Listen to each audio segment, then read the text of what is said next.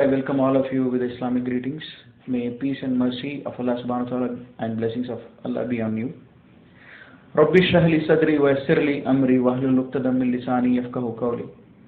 Allahumma tahhir qulubana min an-nifaq wa a'malina min ar-riya. I would like to introduce myself just before I share my story how I embraced Islam. My name is Muhammad Umar Rao. I come from the background of Brahmin family, a sect in the Brahmin known as Vaishnavas or Madhvas. So I am from that particular sect, and I was also ex-RSS member of about 1 or 2 years. And my birthplace was Mysore till my 10th standard, and then we migrated to Bangalore. And I'm only son to my parents, and I have 2 sisters. By profession, I'm a software engineer working in a telecom company. Now, to start with, how I embraced Islam, I never dreamt in my life. Actually, this talk is in Urdu, so I switch over to Urdu now after my introduction. मैं कभी मेरे ख्वाबो ख्याल में ये नहीं सोचा था कि मैं मुसलमान बनूंगा, और मैं मुसलमानों से सख्त नफरत करता था और मुसलमानों से काफ़ी दूर रहता था, और कभी ये सोचा नहीं कि मुसलमान सही रास्ते में हो सकते हैं। और ब्राह्मण फैमिली भी ऐसी थी, बहुत ऑर्थोडॉक्स थे, इसके हिसाब से मैं कभी ये कोशिश भी नहीं किया कि मुसलमान लोग किस चीज़ पर बिलीव करते हैं। ये हम लोग माइग्रेट हुए मेरे 10th स्टैंडर्ड के बाद मैसूर से बैंगलोर को फॉर हायर स्टडीज़, मेरे आगे पढ़ाई के लिए। तब मेरे माँ बाप ने डिसाइड किया ये एक सोर्स ऑफ इनकम एक्स्ट्रा होना चाहिए उनके काम छोड़कर। वो मेरी माँ टीचर थी और मेरे फादर जो है एक टेक्सटाइल इंजीनियर थे, केआर मिल में थे। वो जब बंद हो गया मैसूर में तो केएसआरटीसी में काम करते थे। इतना वो खुश नहीं थे उस जॉब से, लेकिन वो जॉब मैसूर बैंगलोर वो अप एंड डाउन करते थे, वो हमारे साथ में रहते थे। और मेरी माँ बाप ये सोचा कि उनकी जो कमाई है उससे ये काफ़ी नहीं है कि वो हम सब बच्चों को पढ़ाएं, हम तीनों बच्चों को पढ़ाएं, और बैंगलोर में मतलब और आगे बढ़ने के लिए और थोड़ा पैसा चाहिए। इसलिए उन्होंने क्या किया कि पार्ट टाइम में काम करना या पार्ट टाइम में इन्वेस्ट करना उन्होंने सोचा। जो उनके पास पैसा था उन्होंने ये पार्ट टाइम एक दुकान में इन्वेस्ट करने के लिए सोचा। और एक मराठी बिजनेसमैन थे, उनसे उन्होंने मिला, और उन्होंने जब पार्ट टाइम ऐसा कुछ करना चाहते, जब उन्होंने बताया ऐसा, तो उस मराठी शॉप ओनर ने, एक मुसलमान शॉप ओनर थे राजाजी नगर में, उनसे मिलवाया। तो मेरी माँ ने बताया, मेरे माँ बाप मेरे अंकल थे, उनको बताया कि हम एक काउंटर आपके दुकान में, हमारा थोड़ी चीज़ें हम सेल करेंगे और उसमें जो प्रॉफिट आएगा हम वो थोड़ा शेयर करेंगे। लेकिन वो मुसलमान इतने अच्छे थे कि वो कुछ शेयरिंग में कुछ भी इंटरेस्ट नहीं लिया। उन्होंने बोला कि तुमको जो करना है कीजिए, मतलब आप इन्वेस्ट कर सकते हो और उसका फ़ायदा भी आप ले सकते हो। कुछ एक्स्ट्रा उन्होंने चार्ज नहीं किया।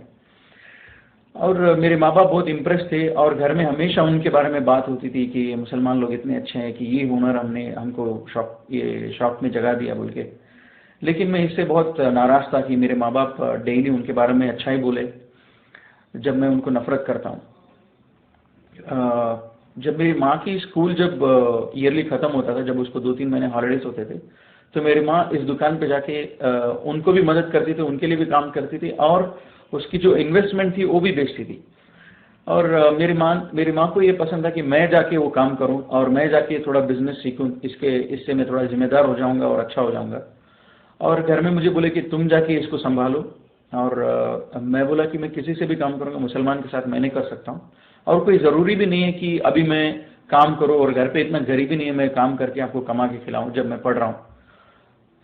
मेरी माँ ने मान लिया और मैं दूसरी जगह काम करता था 1-2 दिन के लिए, फिर बाद में छोड़ दिया और घर में रहता था ड्यूरिंग माई हॉलीडेज, जब मेरे छुट्टियाँ होती थी। तो फिर जब दूसरी बार मेरी माँ को छुट्टियाँ आई तो मेरी माँ, मेरे नानी माँ और मेरे पेरेंट्स वो सब मुझे बहुत इंसल्ट किए कि तुम जाके करो, तुम जाके काम करो। जब तुम्हारी माँ जाके काम कर रही है, तुम्हारे बहन जाके काम कर रहे हैं और उनकी बिजनेस वो देख रहे हैं, तुमको भी देखना चाहिए, तुम्हारे पैसा है, ऐसे घर में बैठने से अच्छा तुम जाके करो, घर की औरतें कर रहे हैं बाहर। तब मैंने सोचा कि ठीक है जाता हूँ। फिर मैंने उस दुकान में गया राजा जी नगर में। वो लोग बोले आप चिकपेट में हमारी मदद कीजिए, इधर आपकी ज़रूरत नहीं। तो उधर मैं काम कर रहा था। जब इधर मैंने काम करना शुरू किया, मुझे और ज़्यादा गुस्सा आया कि इनको देखकर वहाँ पे हिंदू लड़कियाँ मुसलमान होते थे। तब मैं बहुत नफरत करता था उन लोगों को जो मुसलमान कराते थे ऐसे लोगों को। मैं सोचा ये मुस्लिम लोग इंडिया में क्या कर रहे हैं, इनको तो जगह पाकिस्तान में है, ये लोग हमारे हिंदुओं को क्यों कन्वर्ट कर रहे हैं। तो फिर बहुत गुस्सा था, बहुत झगड़ा करता था उनसे। फिर ऐसी ये जब हो रहा था, वो शॉप के ओनर जो थे वो बैंगलोर में नहीं थे, वो कहीं और थे, बॉम्बे में थे। और इसी आर्गुमेंट में उन्होंने थोड़ी चीज़ बताई। फिर बाद में उन्होंने बोला कि आप कुरान पढ़ो, कुरान से आपको कुछ समझ में आएगी, एक किताब है। फिर बाद में मैं सोचा कि अच्छा मैं इनको सिखा। अब मैं हिंदू लड़कियों को जब पूछा तुम लोग क्यों इस्लाम में, वो लोग कुछ आंसर नहीं करते थे। वो इतना ही बोलते थे कि ये सच है इसलिए हम आ गए, या ज़्यादा वो बोलते नहीं थे। और मैं सोचा कि अब आप लोग, ये लोग तो अनएजुकेटेड हैं, मैं ब्राह्मण फैमिली से हूँ और मैं समझता हूँ हिंदुज़म क्या है बराबर, और मैं इनको एक सबक सिखाऊंगा, मैं इनको हिंदुज़म सिखाऊंगा ताकि हम भी सच हैं। तब मैं हिंदुज़म और ज़्यादा गौर से देखने लगा कि हिंदुज़म में है क्या। और मीन टाइम कुरान भी मैं पैरेलली कुरान भी पढ़ रहा था। थोड़े मैं एनालिसिस किए, थोड़े भगवान की एज पर हिंदू बिलीफ वो क्या करते थे, उनकी क्या हिस्ट्री है, उनकी क्या बैकग्राउंड है, उनकी क्या ये है। उसके बाद मैं क्रिश्चियनिटी भी पढ़ा, फिर बाद में मैं इस्लाम कबूल किया। तो वो एनालिसिस मैं आपको बता रहा हूँ अभी।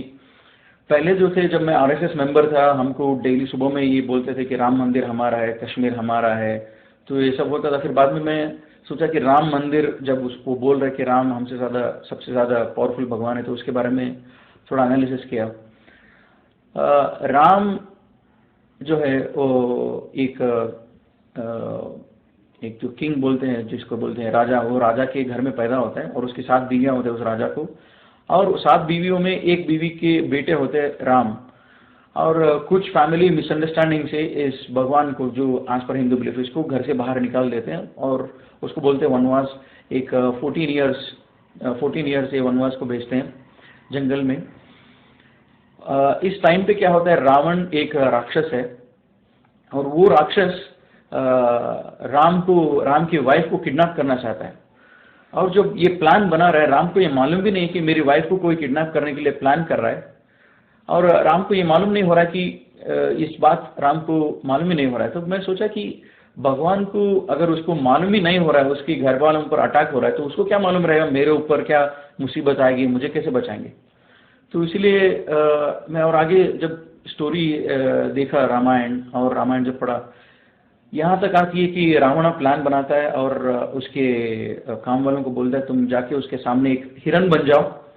जब तुम हिरन बन जाओगे, राम और लक्ष्मण जो है तुम्हारे पीछे भागेंगे, और जब तुम्हारे पीछे भागेंगे तुम ज़्यादा दूर भागो, और जब राम और लक्ष्मण जब ज़्यादा दूर चले जाए घर से, तब मैं जो है मैं आके सीता को किडनैप करूंगा। तो ये ऐसा ही होता है। और राम को ये 1% भी इसका मालूमात नहीं होता है। अब ये मैं सोचते रहता था ये भगवान कैसा हो सकता है, उसके घर वालों के ऊपर कोई अटैक कर रहा है और उसके घर वालों को कोई किडनैप कर रहा है, लेकिन इसको मालूम भी नहीं हो रहा है। और ऐसे ही आता है, रावण की काम वाला जो है वो हिरन बन जाता है, राम उसके पीछे भागता है, लक्ष्मण भी उसके पीछे भागता है, ये बोलकर ये लक्ष्मण रेखा है, इसको पार मत करो। और वो दोनों भागते हैं। अभी इसके टाइम पे क्या होता है, रावण जो है एक भिक्षुक, जो बोलते हैं ये भीख मांगने वाले के वेश में आते, वो उसको सीता को बुलाता है कि मुझे कुछ चाहिए।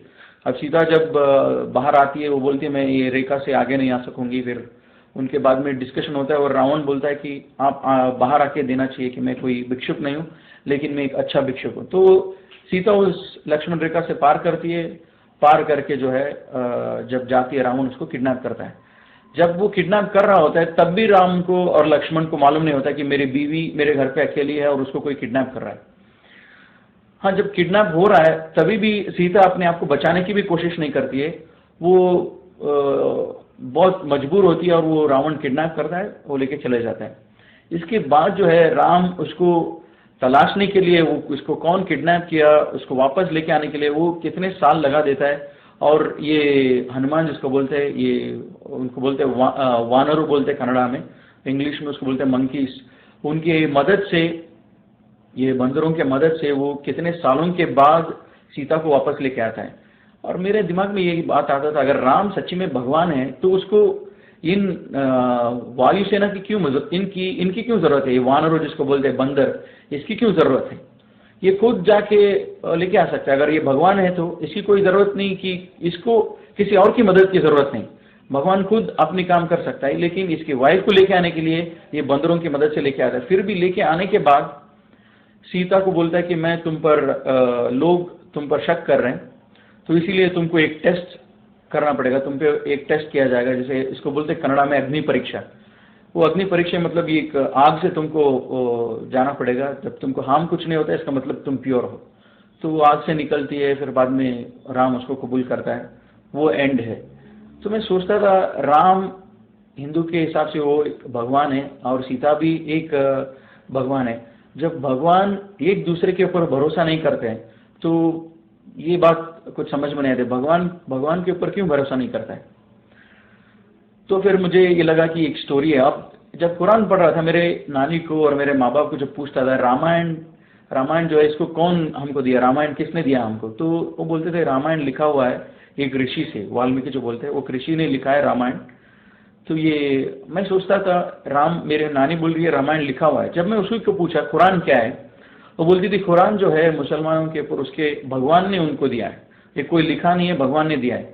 तब मैं सोचा नेचुरली जब ये किताब जो भगवान से है वो ज़्यादा पावरफुल रहेगी, जो किताब लिखी हुई है वो ज़्यादा वीक रहेगी।